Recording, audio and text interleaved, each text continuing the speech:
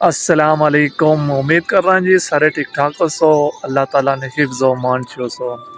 जड़े भैन भाई माड़े चैनल पर नवे आए चैनल सबसक्राइब कर सो तो बैल आइकन की प्रेस कर सो। तुसां तक रहो साडा अपना कश्मीर।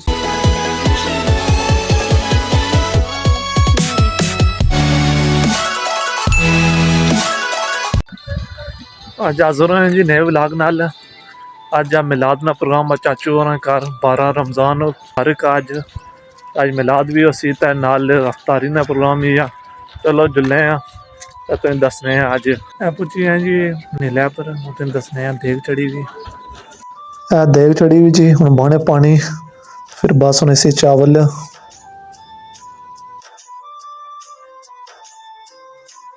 चावल बाइए हूँ पानी सुख सी तो फिर दवा लहसुन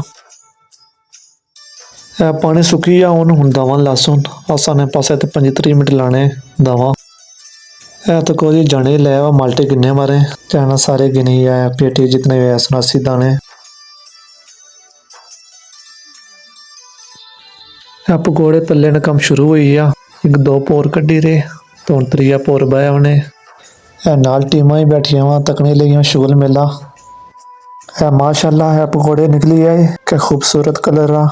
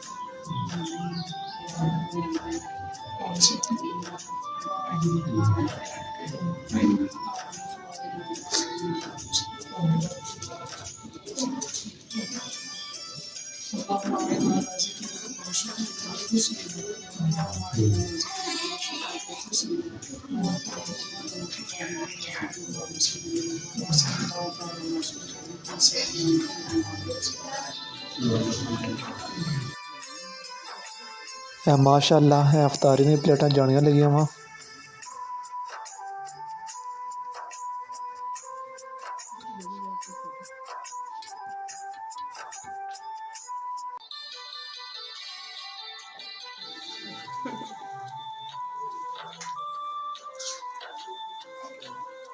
माशाल्लाह रोज़ा खुली है तो अफ्तारी जारी है।